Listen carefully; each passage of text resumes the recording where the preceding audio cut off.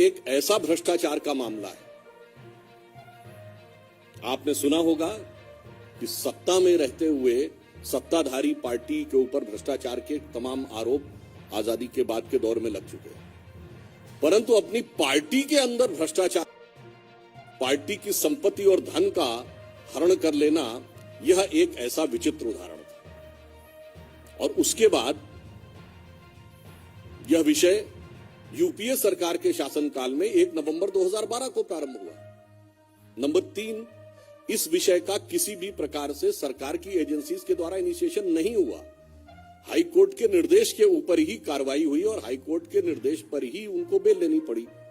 तो एक वो दौर था, तब कांग्रेस अध्यक्ष ने कहा था कि हमारे नेता की विराटता, और आज अगर यह कहा जाए कि जिस प्रकार की हरकतें विगत 3 दिनों से दिखाई पड़ रही हैं और हिंसा की आड़ लेकर भ्रष्टाचार को छुपाने का प्रयास हो रहा है, तो कितनी लघुता, कितना छोटापन नेतृत्व का दिखाई पड़ रहा है।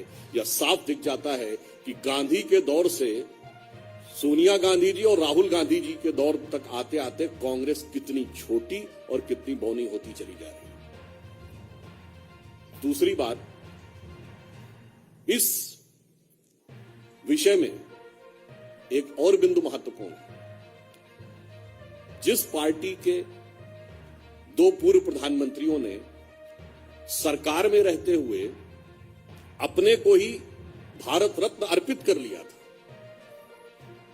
आत्मार्पित कर लिया था, डेडिकेटेड टू देमसेल्फ, उसी पार्टी के उसी परिवार के लोगों ने अध्यक्ष बनने के बाद स्वतंत्रता संग्राम सेनानियों के सहयोग से बनी हुई संस्था, जो उन्हीं की पार्टी ने बनाई थी, उसकी सारी संपत्ति और धन को अपने को अर्पित कर लिया। यह दर्शाता है कि स्वतंत्रता आंदोलन के स्वघोषित स्वयंभू उत्तराधिकारी वास्तविकता में उसके साथ क्या कर रहे थे। ऑन दी अदर नोट एक बात कहना चाहूंगा, हम सब ने सुना होगा स्वतंत्रता आंदोलन में कांग्रेस बड़ा दावा करती थी कि आनंद भवन पार्टी को दे दिया था, और यहां एजेएल के रूप में इस हाथ से दिया, उस हाथ से 90 करोड़ का लोन लिया, फिर मैंने ही 90 करोड़ का लोन वापस करके खुद ही अपने को मालिकाना हक दे दिया। यानी कितने ही भवन अपने नाम कर लिए पार्टी के और आनंद की अनुभूति कर ली।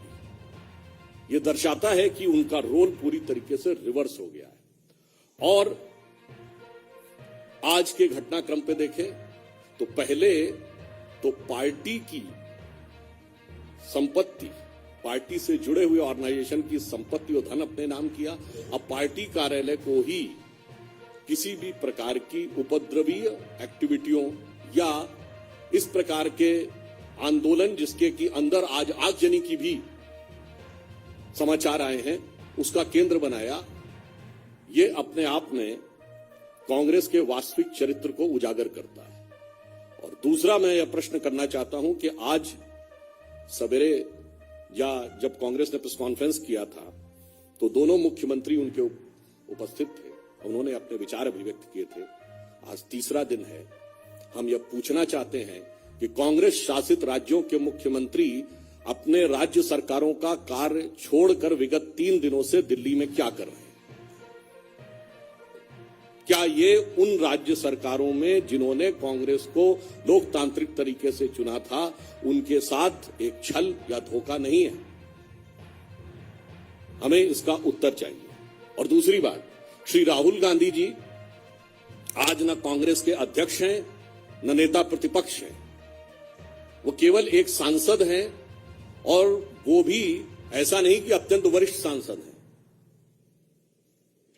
उनसे कहीं अधिक वरिष्ठ सांसद कांग्रेस में है। इसका अर्थ यह हो गया कि कांग्रेस में यह प्रमाणित करता है कि कांग्रेस में पद और कद दोनों का कोई महत्व नहीं है, केवल और केवल परिवार की पार्टी यह साबित हो गया। अन्यथा श्री राहुल गांधी के लिए सभी मुख्यमंत्रियों का 3 दिन तक अपने राज्य का कार्य छोड़कर दिल्ली में आकर धरना प्रदर्शन करना और कोई कारण बताया ही नहीं जा सकता है।